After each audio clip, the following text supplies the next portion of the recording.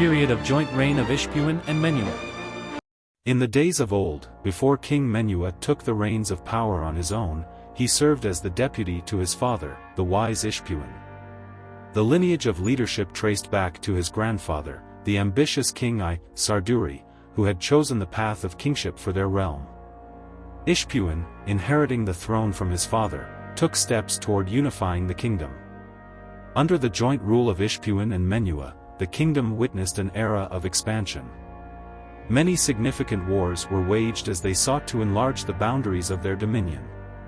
One particularly notable campaign unfolded in the southeast, leading to the establishment of borders with the Mana and Barzwa regions of the Van Kingdom, and extending further east to the realms of the Assyrians. The expedition played a pivotal role in granting the Armenian state control over the trade routes extending towards the east. It was a profound manifestation of dominance, as the kingdom asserted itself along the crucial trade paths. However, amidst this triumph, the historical backdrop reveals a fractured Assyria grappling with internal divisions.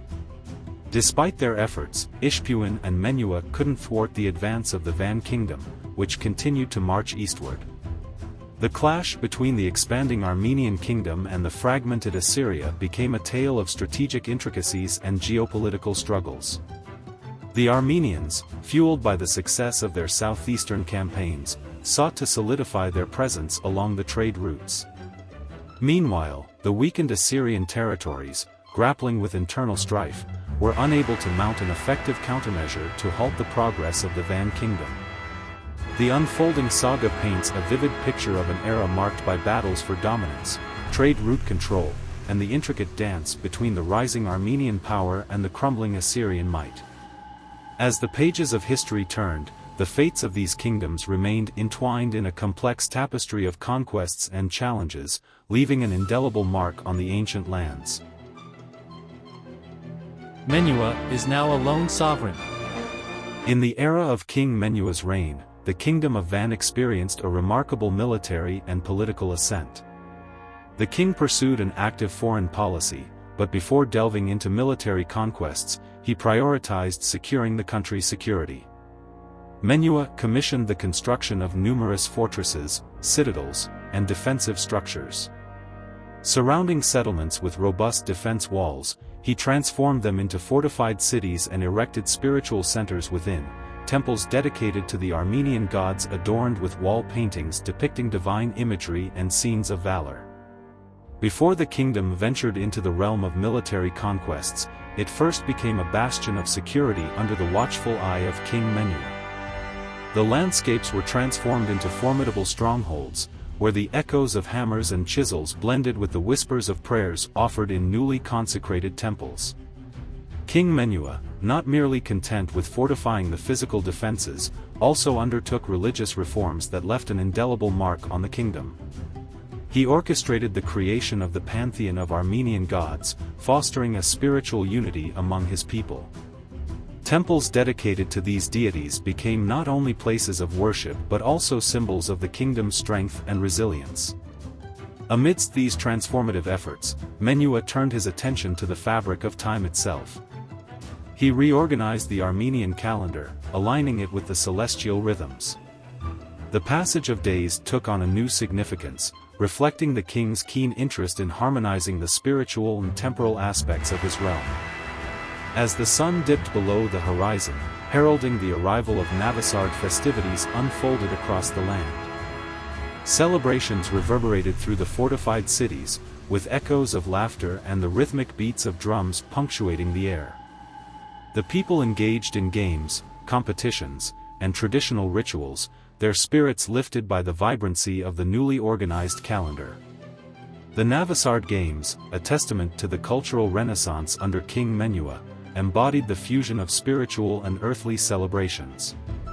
The ancient records that have survived through the ages serve as whispers of a time when the Kingdom of Van stood not only as a military and political power but also as a cradle of cultural richness and spiritual enlightenment under the visionary rule of King Menua.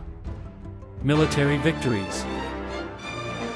The northern regions of the Kingdom of Van, Arakwaki, İşpuhini, were weaker in terms of development than the western and southwestern regions. Menua's first raids were therefore directed northward, against smaller tribes and tribal confederations. It was important to strengthen the eastern part of the Hakakon-Par mountain range. Menua reaches the Kars region and the Chorak River basin in the north, then moves northeast, reaching the northern foothills of Ararat, the right bank of the Arax, where he conquers the country of Arakwak with the city of Lukian Arkuni.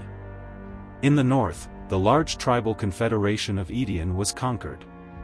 During this period, the Dayak tribal union, whose territory stretched from the Karen region to the Kuroki basin, was a serious rival to the previous conquests. Menua occupied the central city of Shashalu. Menua receives a large amount of gold, silver and other valuables, and Diauchi accepts his obligation to pay taxes. Invasions in the north were followed by a series of conquests in the west and southwest.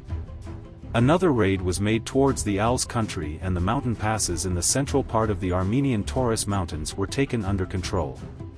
Conquers the regions of Menua, Supan, Melidia, Alzi, Ulaba and other unmentioned countries. The borders of the state expand and reach the confluence of Megraget and Eratsani, covering the entire MSO area. Many of his inscriptions are known from here. These conquests strengthened the position of the Kingdom of Van and launched an invasion towards the south and southeast. The Mana country, which covers the south and east of Lake Urmia, became the scene of war. Thus, thanks to Menua's military raids, the Kingdom of Van strengthened its position in Central Asia and became a superpower. These conquests continued during the reign of Menua's son, Argisht I. Development and improvement. King Menua had a strong construction activity in both the central and peripheral regions.